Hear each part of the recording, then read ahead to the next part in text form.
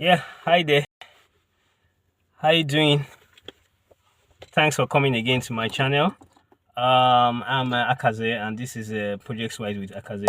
In my last video, I started a series talking about land to buy or not to buy, and I stated there that we need to be careful. We need to be sure of the kind of land we want to buy. That some lands you buy can make your construction costs increase astronomically, which is very true. And I discussed that, and I stated in that video that I will have a follow up talking about the kind of lands that can increase your construction costs, and that's what I'm going to do now. And I'm going to go into it shortly.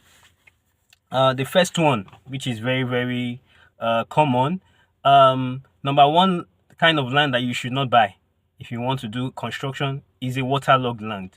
Waterlogged land is a land where you have a high concentration of water, around the land, most especially in the wet season. And that's why some people say that the best time to buy land is during the wet season, during the rainy season. That's the best time to go search for land and buy. So land that is waterlogged when during the rainy season, that's not a land you should buy. It's going to surely increase your construction cost because of the kind of foundation you're going to have to build there. Then also, the second kind of land you should run away from, you should avoid, is land that is below the level of the road. I'm sure you might have seen some properties, maybe buildings, maybe land and also properties. Sometimes you get there. When you stand at the entrance of the property or at the entrance of the land, you find that the land, you are looking down into the land. That's how you know a land that is below the main road. You are looking down. You have to walk down into the land. You don't walk level. You don't walk up. You walk down into the land. That land, I tell you, yes, you may build normally on it, but I tell you, when rain falls, you're going to be worse off for it. I mean, you will have to your compounds, your property is going to be waterlogged. It's going to be full of water, and it's the solutions to resolve that are quite expensive. So once you see a land that is sloping, I mean a land that is below the level of the road, you need to avoid that land. That land is not good for you to buy. The third one I want to mention is sloping land. That's it's similar to the last type of land I just talked about now. A land that slopes. It might slope inwards, it might slope downwards into the out of the site. But as far as it's sloping, that land will have issues in terms of your foundation. You have to construct some special kind of foundation that will require retaining walls, require a lot of filling. You have to fill a lot. You have to fill the land before you start building on it. So it costs quite a lot. You find out that before you start building your land and before you start building your project, you spend so much just filling the land alone and doing what we call retaining walls. So it's that kind of land is not advisable to buy. Then also, that's the second year. The third, okay, that's the third. The fourth kind of land I want to mention is land beside water, land beside streams, beside river. Yes, I know that we all love to live beside the ocean, live beside the lagoon, live beside the want to have a view of the water. Well, fine, it's good, but I must tell you, when it comes to costs, it's quite costly. Number one, such lands will most likely be waterlogged, so you're going to spend so much on foundation. That's number one. Number two, there is risk of flooding when the river overflows or the ocean or whatever. Of course, we see all these things. We might see them somewhere else, but it could happen.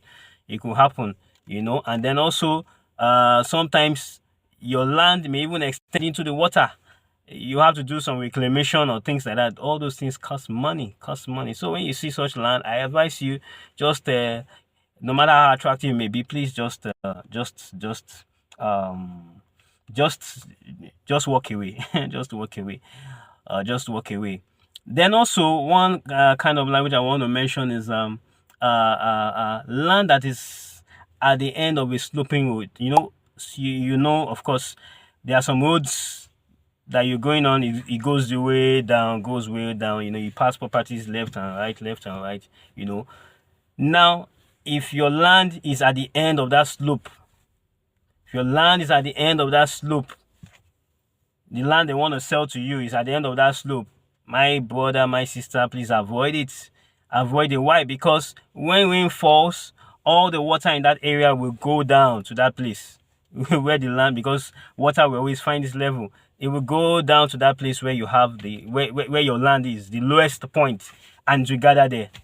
It will gather. Then I tell you, it will get to a point you will not be able to get. If you build your property there, a time will come you won't be able to go into your property because it will be flooded. You won't be able to come out. You won't be able to go in. So that's very, very important. And lastly, reclaimed land. Yes, reclaimed land, dredged land, sandfilled land.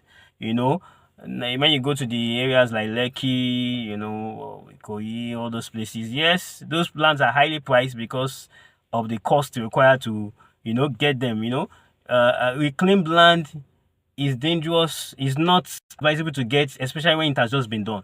If you want to build you want to carry out your project in the next 1 year or within a year, and you buy a land that has just been reclaimed, they've just sandfilled and, you know, extended, they just created the land out of the water, they dredged and they filled the land. That's what I mean by reclaimed land. You know, they dredged the lagoon or the river and then brought up sand and filled, you know, filled the water so that what was water before, area that was water now becomes land, and they sell it to you at some high price. Oh, yes, it might be close to the water in fact, but I tell you, the best thing I will advise if you want to buy such land, buy it and wait for 2-3 years.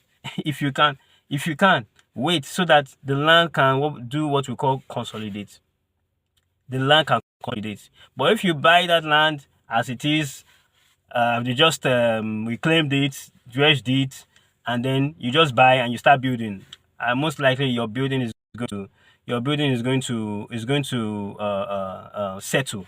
There's what we call in construction we call settlement. You begin to see the building, one side will bend, you know, one side is bending or both sides are bending, and then or you begin to see cracks depending on the foundation you build. You begin to see cracks.